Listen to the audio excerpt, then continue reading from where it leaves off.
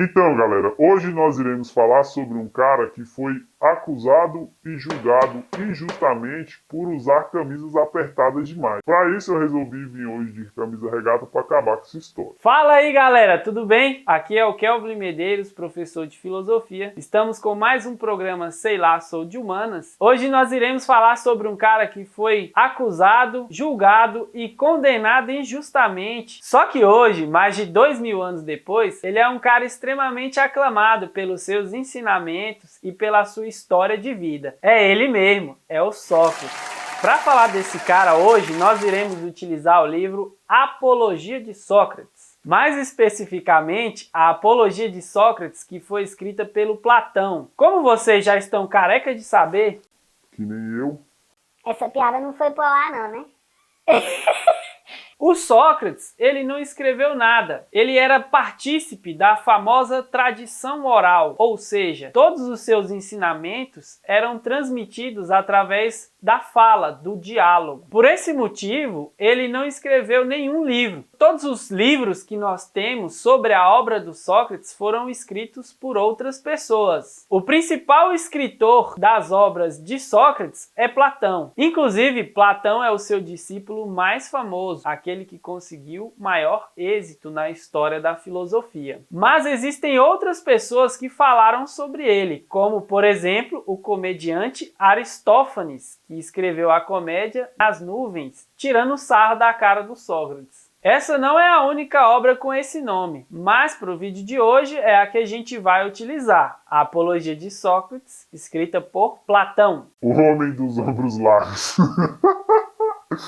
Mas antes de começar o assunto, não se esquece de se inscrever no canal e dar o joinha aí, beleza? Então vamos lá. O termo apologia significa uma defesa, justificação ou elogio a alguma determinada coisa. No caso, a Apologia de Sócrates é um texto no qual Platão descreve o momento do julgamento do Sócrates. Ou seja, é quando Sócrates, diante da sociedade ateniense, se defende das acusações injustas que sofreu. Vale lembrar que o texto Apologia, na verdade, faz parte de um conjunto de textos que fala sobre a vida do Sócrates. O primeiro texto é o chamado Eutífron, que vai falar sobre a vida do Sócrates. O segundo texto, Apologia, conta a história da defesa de Sócrates diante das acusações injustas que ele sofreu da sociedade ateniense. O terceiro texto, que é o Críton, fala sobre a prisão de Sócrates e alguns diálogos que ele teve durante esse momento. O quarto e último texto é o Fédon. Mas não confunde com o Fedon não, beleza? Nesse texto, Sócrates fala sobre a imortalidade da alma, ou seja, aquela ideia segundo a qual apenas o nosso corpo perece, sendo que o nosso espírito continua vivo. Esse livro fala sobre os momentos finais da vida do Sócrates, quando ele vai executar a sentença que lhe foi imputada. A sentença é para. Assiste o vídeo aí que a gente vai chegar nela. Calma aí. Apressadinho. Então vamos direto ao ponto. Quais foram as acusações que Sócrates sofreu da sociedade ateniense? Nesse livro, Sócrates é confrontado por um acusador bastante famoso da sociedade ateniense, que é um sujeito chamado Meleto. Ele é como se fosse o STF da Grécia. Eu não consigo nem não rir.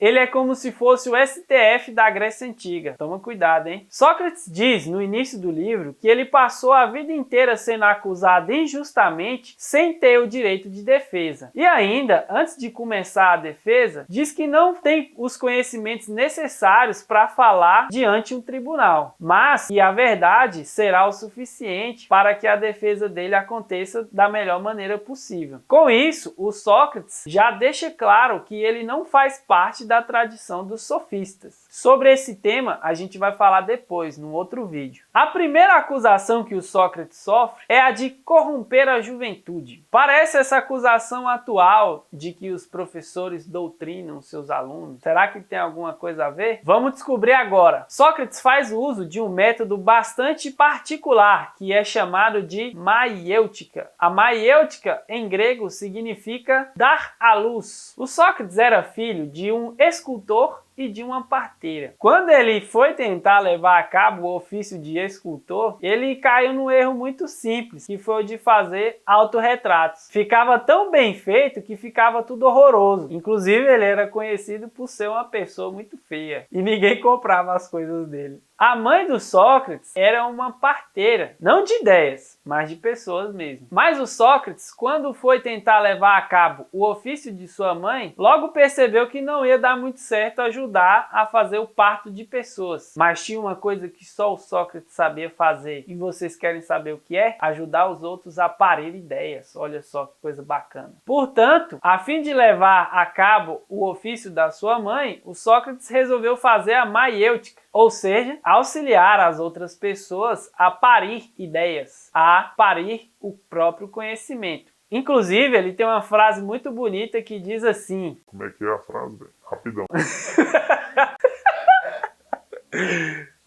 Parafraseando Sócrates, é mais ou menos assim: é impossível fazer dar à luz a quem já não está com a ideia pré-concebida, para quem já não está grave. Ou seja, é impossível conversar com a porta.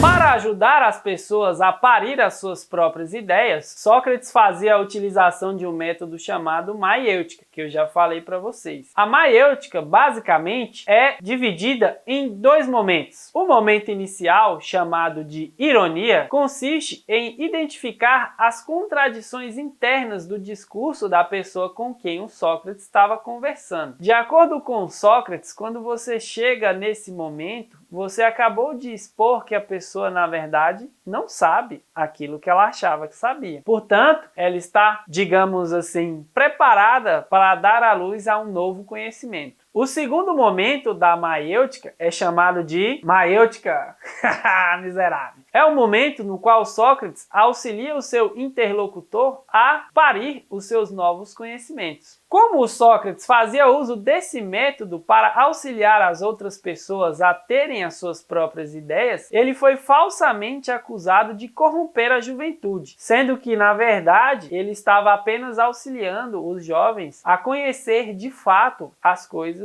sobre as quais eles estavam ali dialogando. A segunda acusação que o Sócrates sofreu foi a de impiedade, mas não era porque ele não era piedoso não, beleza? Na verdade, as pessoas acusaram ele de não acreditar nos deuses da cidade, que naquela época era uma coisa extremamente importante. Era tão importante que era até crime você não acreditar nos deuses da cidade. Como é que chegaram nessa história? Um belo dia, um parceiro do Sócrates foi ao oráculo de Delfos para perguntar para ele quem era o homem mais sábio que existia. E aí o oráculo respondeu mais ou menos assim: O homem mais sábio que existe entre os homens é Sócrates. Mas os oráculos tinham a fama de falar muitas vezes de uma forma confusa, enigmática, o que levou o Sócrates a questionar essa fala do oráculo. Sócrates estava lá, indignado, perguntando para todo mundo se ele realmente era sábio, e aí de repente ele topou com um político, fez a pergunta para o político a respondeu, eles começaram a conversar, e aí de repente o Sócrates foi lá e perguntou para esse cara: o que é política? Faz esse exercício aí. Conhece um político e pergunta para ele o que é política.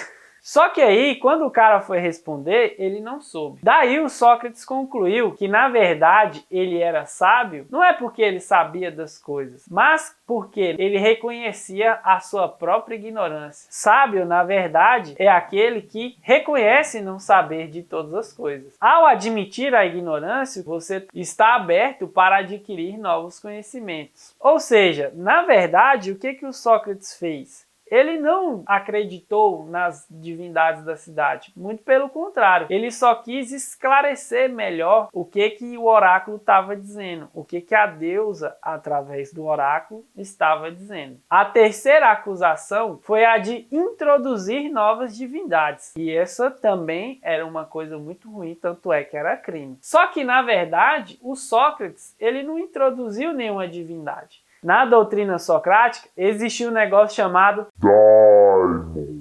O daimon era uma espécie de entidade que habitava no Sócrates que auxiliava ele a tomar as melhores decisões no seu dia a dia. Muitas vezes, quando vão explicar o daimon, fazem uso daquela figura do anjinho que fica de um lado e do demôniozinho que fica do outro, dando conselhos do que você deve ou não deve fazer. Só que o daimon do Sócrates era uma entidade divina, um bom espírito que auxiliava ele a tomar as melhores decisões. Na verdade, ele não estava dizendo que existia uma outra divindade. Ele apenas dizia que existia uma voz interior que dizia para ele que às vezes ele não deveria fazer uma coisa X porque aquilo ia causar um problema para ele. E realmente causava. Depois de sofrer e se defender de todas essas acusações, não adiantou nada. Ele foi condenado. E ofereceram a ele 3 penas. A primeira era de pagamento de uma multa. Mas ele era filósofo, de onde é que ele ia arrumar dinheiro para pagar a multa? Filósofo é tudo quebrado. A segunda era de que ele se exilasse. Mas o que ele mais gostava de fazer era conversar na pracinha com os jovens atenienses. Além do fato dele ser filósofo e não ter um centavo para comprar uma chinela para poder ir andando. Não ia dar certo. A terceira condenação, que foi a mais absurda, foi a de que ele tomasse uma dose letal de um veneno chamado cicuta. Não confunde com suquita, beleza? Como ele era inocente e tinha certeza disso, ele não escolheu nenhuma das penas. Porque, de acordo com ele, se ele escolhesse uma das penas, ele estava admitindo que seria culpado. E não era esse o objetivo dele com toda essa defesa. Depois de uma longa discussão, decidiram por ele que ele deveria beber uma dose letal do veneno cicuta. Demonstrando que ele respeitava os costumes e as leis, os deuses da cidade e tudo mais, ele foi lá e bebeu o veneno, ou seja, se transformou em um mártir. Vale lembrar que antes dele tomar o veneno, os discípulos dele chegaram a subornar um guarda para que ele fosse embora. Compramos guarda ali e tu vai meter o pé. E ele falou: eu devo respeitar a pena que a mim foi imposta para demonstrar que eu respeito as tradições e as leis da nossa cidade. Até porque, se eu fugir, vai somente demonstrar que eles estavam certos das acusações, o que não é o caso. E aí, Sócrates era o cara, não era?